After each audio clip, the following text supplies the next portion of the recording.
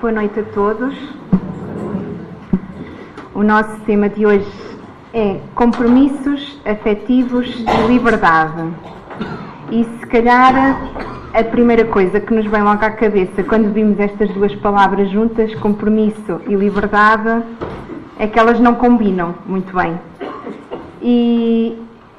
Porque compromisso faz-nos logo lembrar de responsabilidade, disciplina, é algo que quando nos comprometemos a fazer, à partida convém não falhar, não é?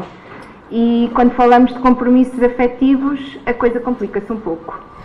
Porque eu lembro-me sempre de uma frase de uma amiga minha, que antes de assumir o compromisso da maternidade, que é um compromisso, antes de ser mãe, ela dizia sempre, eu não quero ser mãe, porque eu quero poder sair de casa, bater com a porta e não olhar para trás. Porque no fundo nós associamos um bocado o compromisso a esta redução da nossa liberdade. Aliás, quando alguém está para se casar, que vai assumir o compromisso do casamento, costuma nas despedidas de solteiros, ouvimos muitas vezes a frase, vamos gozar a tua última noite de liberdade. Então são duas palavras que nós pensamos assim, não combinam muito bem. E é sobre isso que nós vamos falar numa visão espírita, como sempre fazemos, não é? E, como tal, seguindo e utilizando como fio condutor obras espíritas, temos ali o livro Vida e Sexo, de Emmanuel, psicografado por Chico Xavier, cujo capítulo 6 tem precisamente o título de Compromissos Afetivos. Usámos também o livro dos Espíritos, que no capítulo 10 nos fala da lei da liberdade, e depois fomos buscar também alguns textos ao Evangelho segundo o Espiritismo e aquele livro Momentos de Ouro, que é também psicografado por Chico Xavier, mas ditado por espíritos diversos. Então, antes de passarmos à visão espírita do tema, achámos importante vermos primeiro o que nos dizem os dicionários, neste caso da Porta Editora, sobre o que é compromisso, afeição e liberdade. Então, compromisso é o ato de ficar obrigado por promessa ou acordo. Contrato, ajuste. Então, é um acordo que nós fazemos, é uma promessa. Afeição é um sentimento de apego e ternura, afeto, amizade, simpatia, inclinação. Então, quando estamos a falar de um compromisso afetivo, é um compromisso na área dos sentimentos. É um compromisso em que nós nos ligamos a alguém por simpatia, por inclinação, por amizade. E liberdade é a condição do ser que pode agir consoante as leis da sua natureza.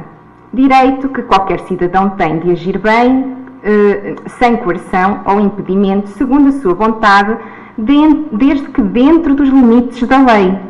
Então, a liberdade é um direito que todos nós temos, mas segundo esta definição, fica também claro que não é só um direito, não estamos isentos de deveres, porque é um direito que nós temos de fazer aquilo que nós queremos, não é? Mas dentro daquilo que são os limites da lei e consoante as leis da sua natureza. Então, se estamos a falar de direitos e deveres, vamos ver o que é que Kardec, que não se esqueceu de perguntar nada, perguntou à espiritualidade sobre este assunto. Perguntou ele na questão 877 do Livro dos Espíritos. Da necessidade que o homem tem de viver em sociedade, nascem obrigações especiais? Então, temos algum dever só pelo facto de viver em sociedade?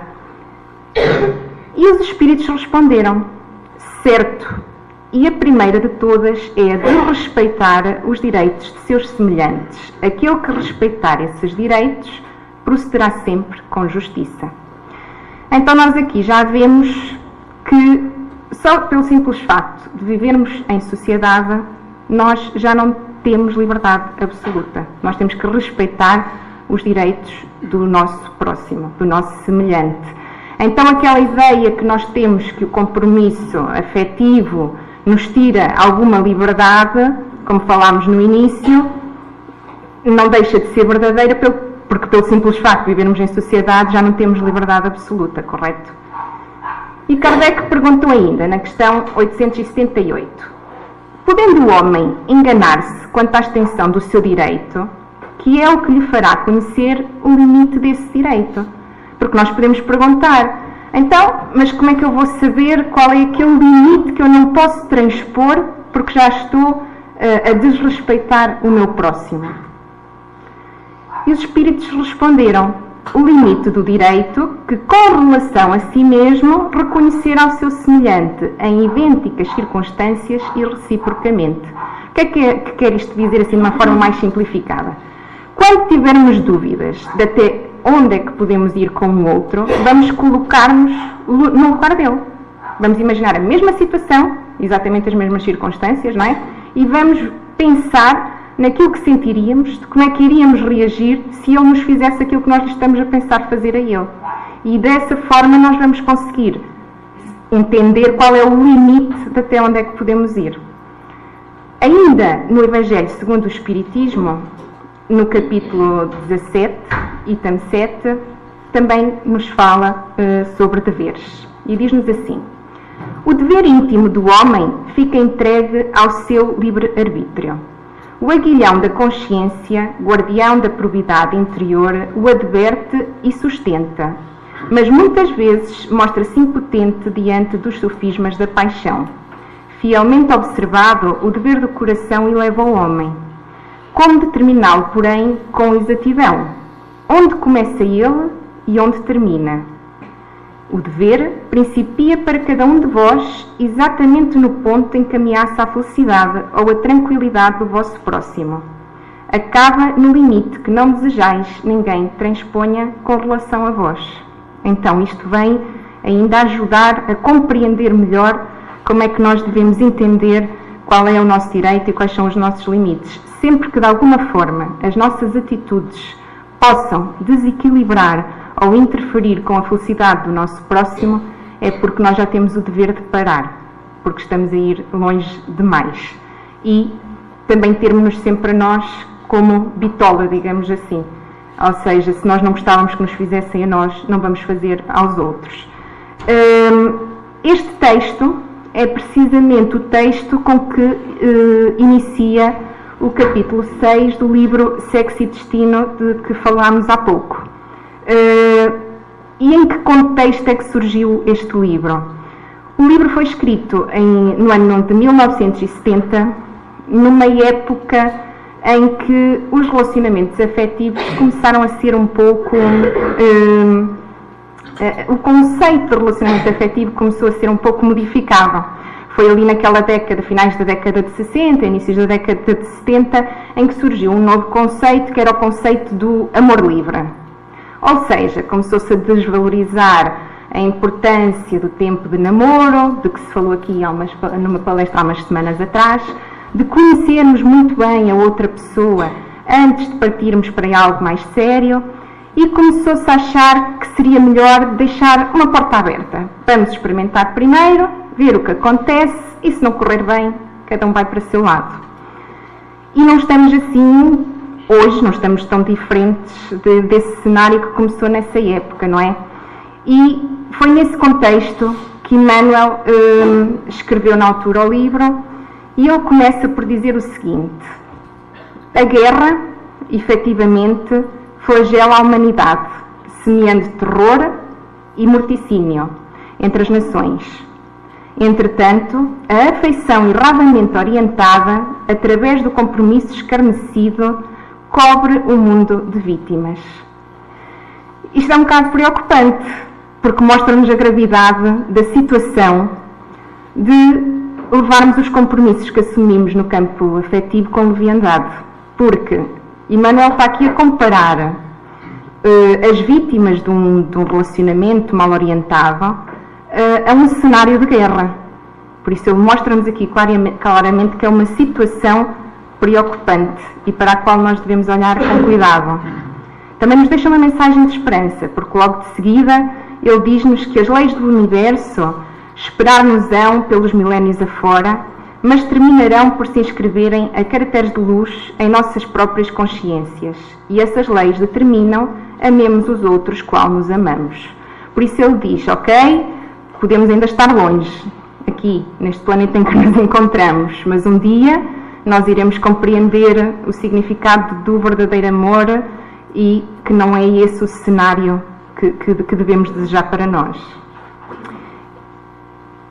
Numa revista digital que é escrita por profissionais da área da psicologia, neurociência, encontramos este texto. Todos os relacionamentos requerem um certo grau de compromisso, mas existem muitas diferenças. Obviamente as coisas não são iguais no caso de um familiar, de um amigo, um companheiro sentimental. Geralmente, num relacionamento amoroso, é exigido mais comprometimento do que numa amizade. Ou seja, é óbvio que se nos relacionamos de forma amorosa com alguém, vamos estar mais intimamente ligados a essa pessoa. E isto está em coerência com o que nos diz Emmanuel no capítulo que continua, dizendo-nos que toda a vez que determinada pessoa convive com outra em comunhão sexual ou aceita de alguém um apelo neste sentido, em bases de afinidade e confiança, estabelece-se entre ambas um circuito de forças, pelo qual a dupla se alimenta psiquicamente de energias espirituais em regime de reciprocidade. Ou seja, a partir do momento em que nos ligamos a alguém desta forma, passa a haver uma permuta de energias espirituais, quando é sincero, quando é baseado em afinidade e confiança. Sendo que, neste caso, esta troca de energias é salutar, traz saúde. E Emmanuel fala-nos da importância desta ligação e do quão é importante o compromisso que estamos a assumir quando realmente o assumimos com sinceridade. Só que, quando um dos parceiros foge ao compromisso assumido, sem razão justa, lesa o outro na sustentação do equilíbrio emotivo, seja qual for o campo de circunstâncias em que esse compromisso venha a ser efetuado. Ou seja, a partir do momento em que um dos elementos desse relacionamento quebra a ligação, vai provocar uma lesão no outro. É dada a ruptura no sistema de permuta das cargas magnéticas de manutenção de alma para alma. O parceiro prejudicado, se não dispõe de conhecimentos superiores na autodefensiva, entra em pânico sem que lhe possa prever o descontrole que muitas vezes raia na delinquência. Isto é grave e nós sabemos, ouvimos muitas vezes falar na televisão dos crimes passionais e de o quão longe pode ir um desequilíbrio deste tipo, porque as pessoas, quando iniciam um relacionamento, criam por vezes expectativas diferentes, e o facto de o começarem sem se importarem em conhecer bem a quem é que se estão a juntar, por vezes nem sequer há esse tipo de conversa de quais são as tuas expectativas para ver se são iguais às minhas. Então, o que para um pode ser um relacionamento de apenas vamos tentar, vamos ver se dá certo, para o outro pode ter um significado muito mais profundo e de muito mais ligação. E depois, quando esta ruptura acontece, as tais energias de que falámos no diapositivo anterior vão ser quebradas e deixa de haver essa permuta saudável de energias.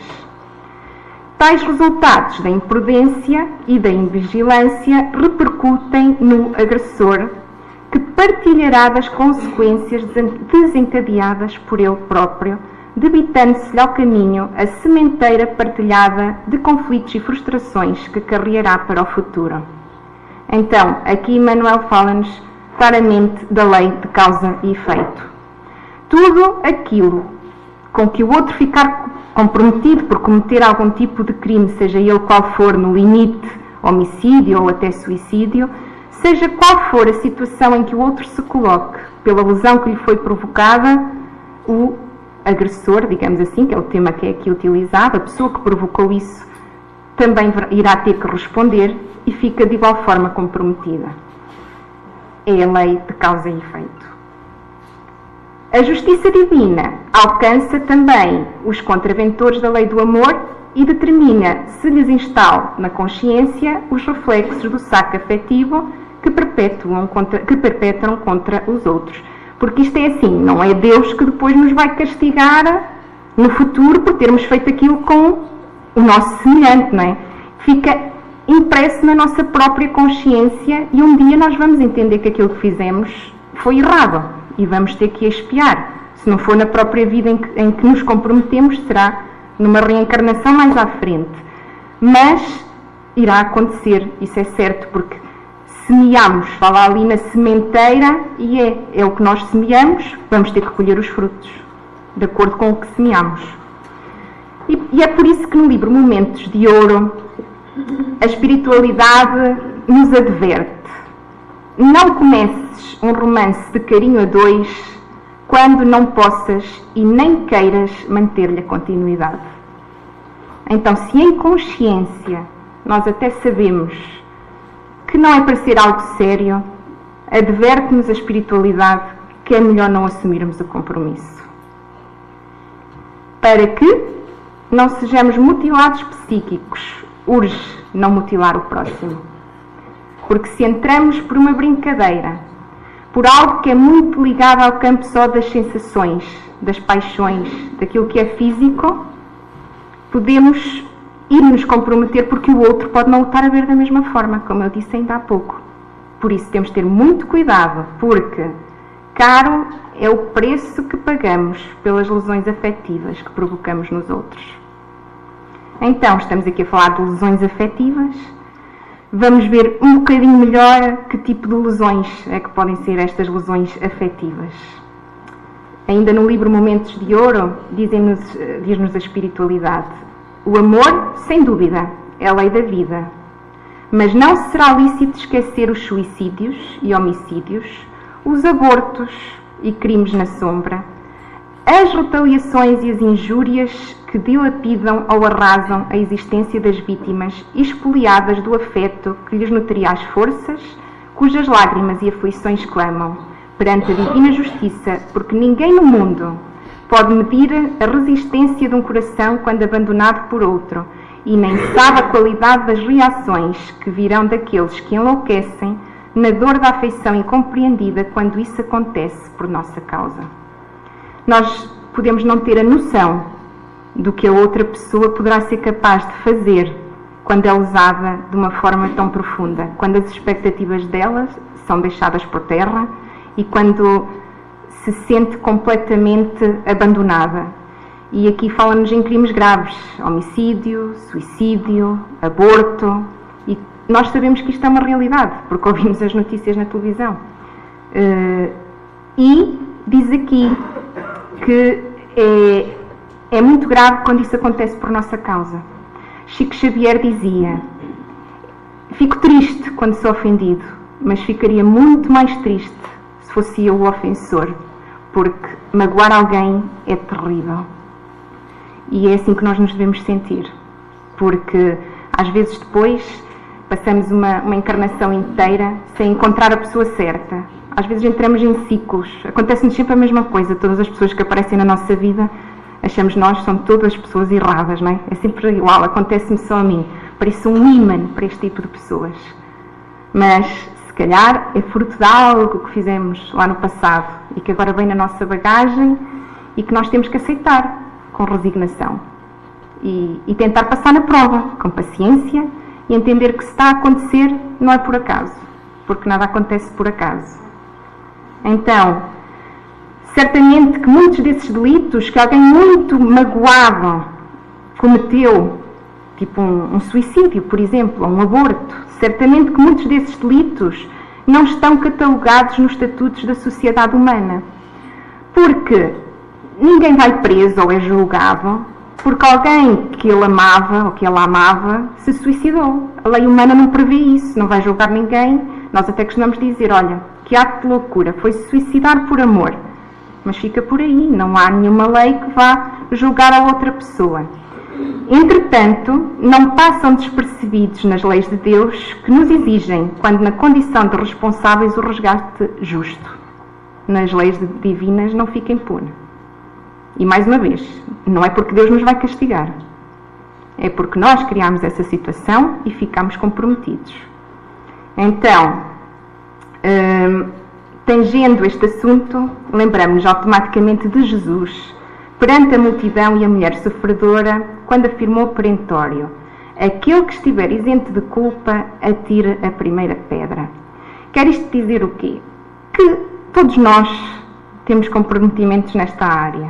Se não nesta vida, numa vida passada, e não devemos também olhar para estes irmãos de forma a julgar, de forma negativa, porque todos nós, como disse Jesus, quem tiver isento de culpa, atira a primeira pedra.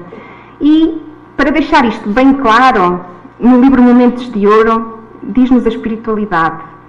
Todos nós, diz aqui todos, os espíritos vinculados à evolução da Terra, os que estamos aqui encarnados no nosso planeta Terra, estamos altamente compromissados em matéria de amor e sexo. E em matéria de amor e sexo, irresponsáveis. Isto é forte, porque não exclui ninguém. Pronto. Não podemos estranhar os estudos respeitáveis nesse sentido, porque um dia todos seremos chamados a examinar semelhantes realidades, especialmente as que se relacionem connosco, que podem efetivamente ser muito amargas, mas que devem ser ditas. Por isso, não dá para passar impune e temos que aceitar. Temos que aceitar com resignação e, como disse a mensagem no início, não ficarmos presos à culpa, não ficarmos com mágoa e tentar, sim, aprender e evoluir da melhor forma. Então, voltando àquela pergunta do início, será que compromisso e liberdade combinam? Compromisso afetivo e liberdade combinam ou não combinam? Será que as duas coisas são incompatíveis? Kardec perguntou ainda na questão 826, em que condições poderia o homem gozar de absoluta liberdade? Será que existe alguma forma de nós podermos gozar de absoluta liberdade? E os espíritos respondem, nas do ermita no deserto. Desde que juntos estejam dois homens, há entre eles direitos recíprocos que lhes cumpre respeitar. Não mais, portanto, qualquer deles goza de liberdade absoluta. Então, a única forma era estarmos sozinhos, no deserto, em algum sítio.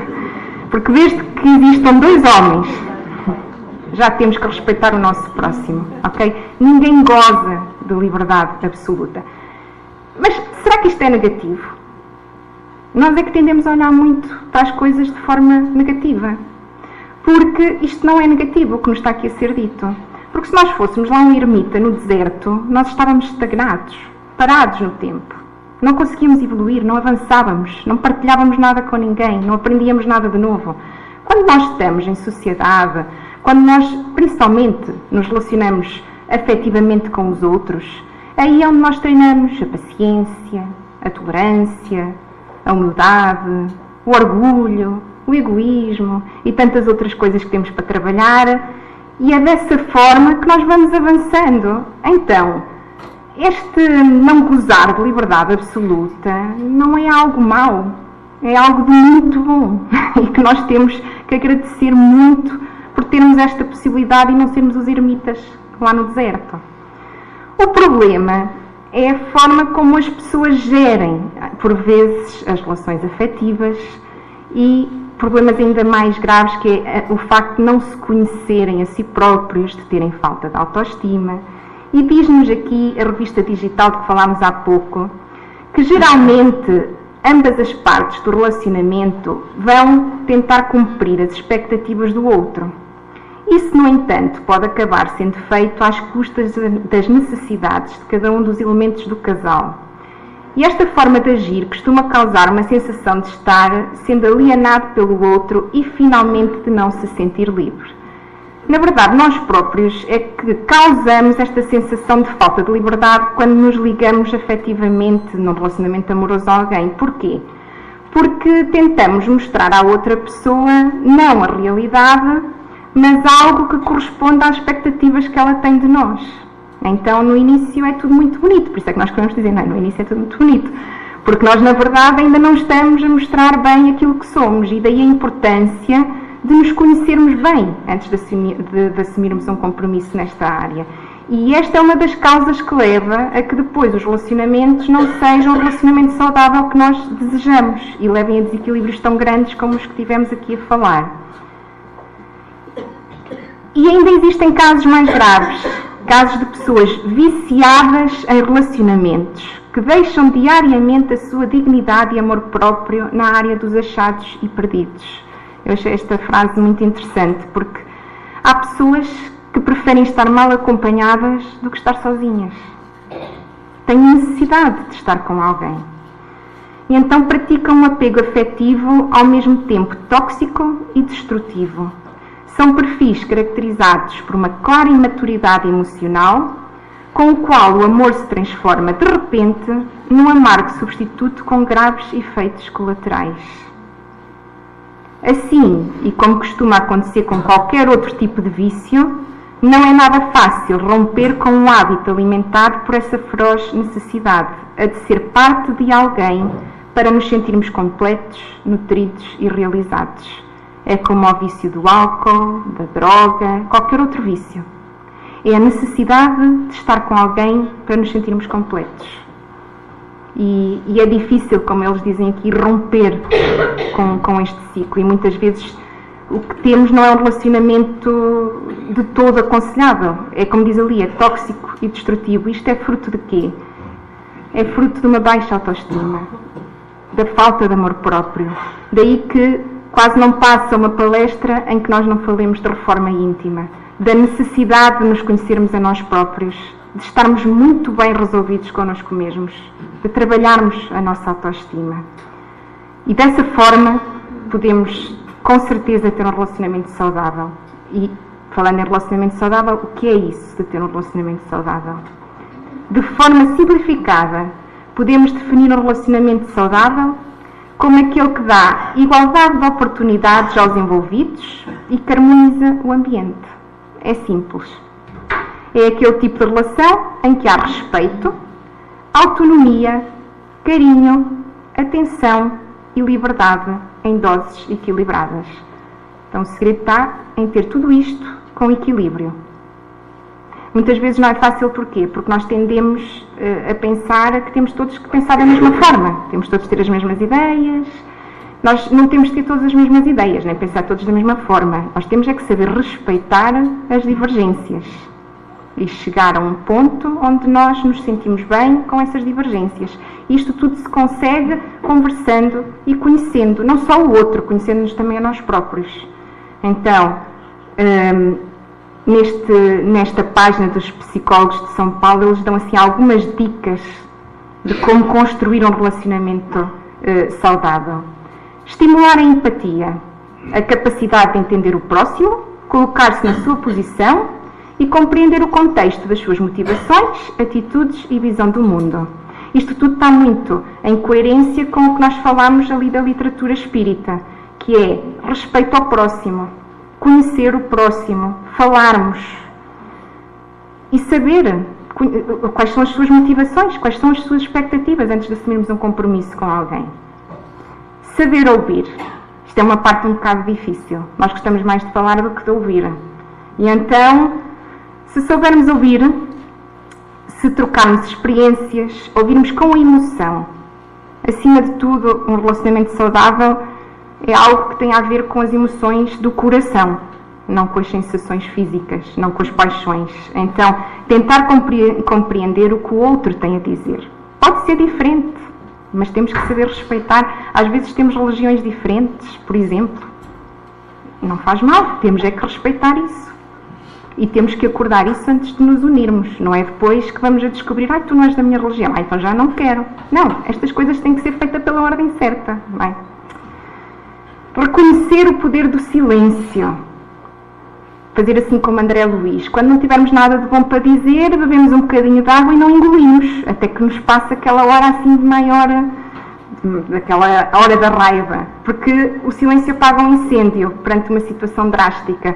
Porque muitas vezes no calor do momento, quando damos conta, já dissemos uma coisa que até nem sentíamos verdadeiramente, mas já não há volta atrás. Já fez ali uma marquinha. E ser paciente, juntamente com a tolerância, é a base para qualquer relação saudável. Seja entre amigos, parentes, casais ou até mesmo entre um funcionário e o seu chefe. A paciência é uma característica apaziguadora que proporciona um clima de harmonia e bem-estar. Isto também é muito difícil, trabalhar a paciência e a tolerância, mas de facto é a base. E então, para ver que isto não é só teoria, trouxemos aqui um vídeo para mostrar que isto é possível. É possível implementar este tipo de relacionamento na prática. Vamos ver se ele passa bem. Se calhar é melhor, Sr. Santiago, se puder. O ano era 1945. A Segunda Guerra Mundial tinha acabado de terminar. Televisão, nessa época, estava longe de ser um objeto popular. Carro, então, era coisa de rico. Foi nesse contexto que começou a história de amor da Dona Maria e do seu Abel.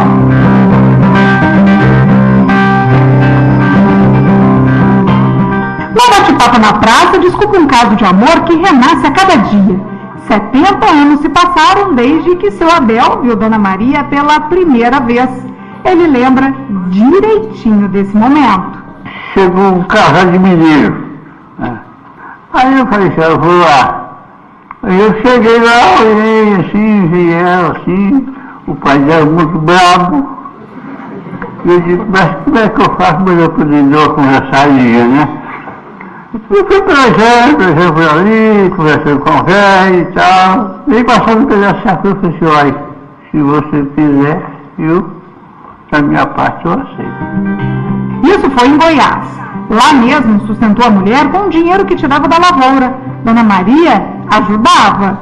O almoço era com ela. Eu levava comida na roça. Meu cunhado, que Deus já levou ele, falava, não, para que levar comida lá pro Abel? Para que ele onde? Falava, mas eu vou, compadre lá. O amor gerou 4 filhos, 11 netos e 11 bisnetos, cada um por um lado. Eles ficaram com a única filha. Virgínia e a filha dela, neta do casal, cresceram admiradas com o companheirismo. Histórias não faltam para ilustrar. De manhã, a hora que fazia o café, que a hora que tivesse um biscoito frito, se um não comesse, o outro também não comia. Então, um tinha que partir, dava um pedaço para um, comia um pedaço, outro comia outro pedaço. Ele, olha, fala, você tá bonita, Maria. Você tá com um colar bonito. Às vezes ele perguntava onde que ela conseguiu aquele colar. Ela falava, foi uma neta que deu, ou foi eu que comprei, né? Minha filha comprou e me deu. Mas ele sempre observava.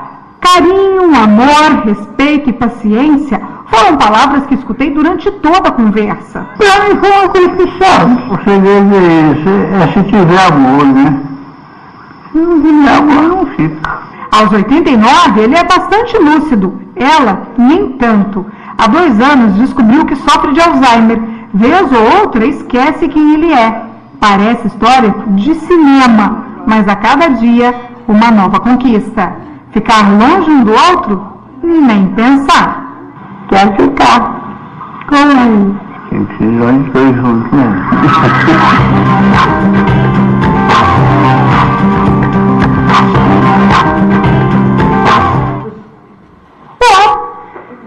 Então, palavras-chave aqui: carinho, amor, respeito e paciência. E o segredo? Eu disse o segredo. O segredo é esse: se tiver amor. Se não tiver amor, não fica. Porque há casos em que também acontece nós começarmos com expectativas verdadeiras no início. E depois, por circunstâncias várias da vida, as coisas não correm como nós tínhamos planeado. E nesse caso, se não tivermos num relacionamento saudável, se chegarmos à conclusão que vamos chegar ao ponto de nos desrespeitar um ao outro, vamos estar a ultrapassar os tais limites de que estivemos aqui a falar. E nesse caso, mais vale não ficar. Se não tiver amor, não fica. O importante é mantermos-nos dentro dos limites para não causarmos as lesões afetivas no outro. Joana de Ângeles, pela psicografia de Divaldo Franco, diz-nos que somente o amor real, destituído de interesses perturbadores, consegue irradiar a luz da harmonia entre as criaturas. Aquele que ama não somente vive um sentimento de união com o ser amado, como também com tudo e com todos, num estado de perfeita identificação. Quem ama daquela forma que este casal se ama, está de bem com a vida, transparece só de olhar para eles. E é por isso que Chico Xavier dizia que o amor não prende, liberta. Então, as palavras são compatíveis, compromisso afetivo e liberdade combinam. Ele diz, ame, porque isso faz bem, devemos nos comprometer. Não por esperar alguém de troca. Criar expectativas demais pode gerar decepções. Quem ama de verdade, sem apego, sem cobranças, conquista o carinho verdadeiro das pessoas. Então, o amor não prende, liberta, é exatamente isto. Se for saudável, se for verdadeiro, nós vamos conseguir conhecer patamares de felicidade que de outra forma não é possível aqui no planeta Terra. E estamos a falar de todo o tipo de relacionamentos afetivos, desde mãe para filha, pai para filho, relacionamento em casal, porque vamos sentir este carinho verdadeiro das pessoas e vamos ser verdadeiramente felizes. Então, a resposta à nossa pergunta inicial é precisamente essa, é que o amor não prende, liberta. Obrigada pela vossa atenção e fiquem bem.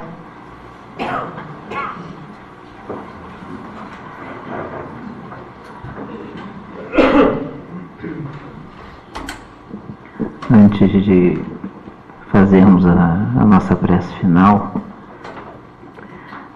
gostaria de dar 2 esclarecimentos.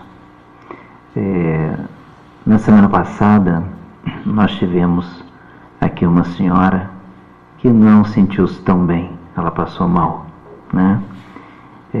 Um coração muito querido de todos nós, que é a senhora Armanda, né?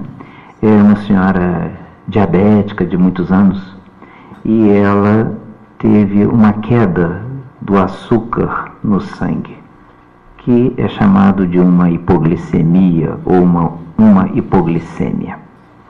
Em momentos assim, eu vi que havia alguém passando mal, não sabia quem era, me chamaram, aproximei, no momento em que eu também tinha um visitante aqui. Aproximei-me, ao observá-la, reconhecia logo, imediatamente vi que era diabética. Açúcar na boca. A primeira coisa. Por quê? O diabético, ele suporta muito melhor uma grande subida do açúcar do que uma queda. No primeiro momento, açúcar na boca. Passado alguns segundos, ela reagiu. Reações naturais. A gente transpira, fica taquicárdica, custa e depois vem a si. Foi para casa, recuperou-se. Ontem liguei para lhe dar os parabéns, porque ela completou 93 anos de idade. E ela pediu à família para vir ao centro espírita, porque ela já não me via há muito tempo e ela queria estar comigo. Nós temos laços de carinho e respeito para com a família já há muitos anos. Foi um mal-estar físico, orgânico. Não tem nada de espiritual. Porém, em algumas situações, um ou outro companheiro pode sentir uma indisposição, um mal-estar, traduzido das mais variadas formas. Enjoo, dor de cabeça, inquietação, alguma agitação, que pode ser por influenciação espiritual. Porque quando nós nos dirigimos à casa espírita, aqueles que andam conosco, ou com quem nós andamos com eles nos acompanham. A algumas entidades é permitido pelos mentores o acesso à instituição, outras não. Isso é trabalho dos guias, dos mentores. Nós, encarnados, fazemos o trabalho dos encarnados. Organizamos, nos disponibilizamos e tudo mais. Devemos estar atentos com isso, buscando ultrapassar instantes ou momentos assim. Por quê? Porque os mentores espirituais, os benfeitores espirituais, eles nos intuem, sugerindo-nos alguns temas, às vezes temas muito delicados, como hoje a Alexandra nos abordou. Os espíritos às vezes nos dizem: falem desse tema, toquem nestes assuntos, dos mais variados. Por quê? Porque a necessidade espiritual nossa de encarnados e desencarnados é essa. Então nós devemos fazer por onde? Ultrapassarmos isso, prestarmos atenção na palestra, porque a palestra é o pão espiritual. Ah, mas eu vim aqui para receber o passe vai depois. O pão espiritual é a palestra. É essa a nossa finalidade, é esse o nosso trabalho. Às vezes você pode até ouvir, porque nós divulgamos o programa prévio do tema das palestras. Olha e diz assim: ah, esse assunto eu não gosto, este assunto eu não vou. E venha, porque é esse que nós estamos precisando. Esse tema, esse mês de outubro, os espíritos nos sugeriram há 3, 4 meses atrás. Vamos abordar a temática das forças genésicas, da sexualidade. Aí sábado que passou tivemos uma palestra do Ricardo. Hoje tivemos esse tema, semana que vem temos outra.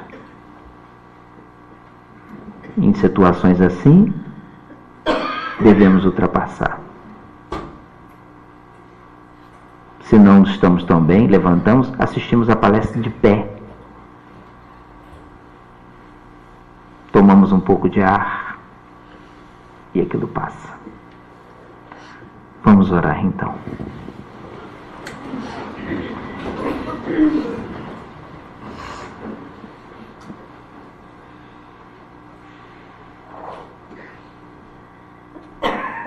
Envolvidos pelas vibrações que o tema da noite nos tocou o coração,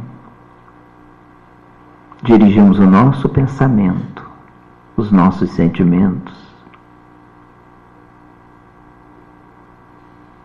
a Jesus, o nosso amigo incondicional de todas as horas. Querido amigo Jesus, nós aqui estamos, Senhor, depois de um dia cheio e pleno pela frente. Agradecemos a oportunidade de aqui nos encontrarmos, meditando com profundidade acerca das lições que os espíritos superiores nos trazem, identificando-nos, Senhor, com tantos aspectos e sendo intuídos a termos atitudes mais felizes e enobrecidas. Vem, Jesus amigo, atender nossas necessidades. Agradecemos-te o dia que se foi, o pão à mesa, a família, o trabalho, os amigos, as tarefas pertinentes aos homens e mulheres da terra. E queremos te agradecer, Senhor, também o pão espiritual que nos alimenta e nos sustenta. A presença dos amigos espirituais em tantos instantes. E oramos também por aqueles que, ignorantes, sofredores, por vezes acompanham-nos e precisam de tanta assistência e tanta luz quanto nós. Vem, Senhor Jesus, permitir que essa mensagem esclarecedora, consoladora da doutrina espírita nos transforme naturalmente em pessoas melhores, mudando a nossa faixa de sintonia espiritual e permitindo-nos trabalhar pelo nosso crescimento espiritual e pelo do nosso próximo também. Abençoe o nosso lar, aqueles que ali dividem conosco ricos momentos.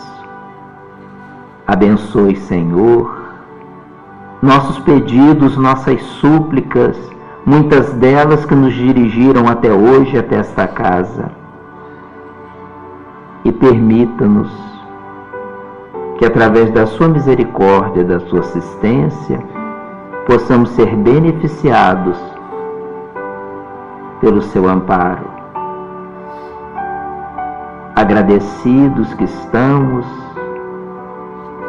registramos a nossa gratidão pelos mentores espirituais e, sobretudo, por aqueles que nos acompanham espiritualmente em condições de necessidade muito superiores à nossa. Permita levar até os nossos lares as vibrações aqui recolhidas, mantendo-nos em estado de harmonia e de paz, nessa noite e sempre. Guarda-nos assim, sob a tua proteção, querido amigo Jesus.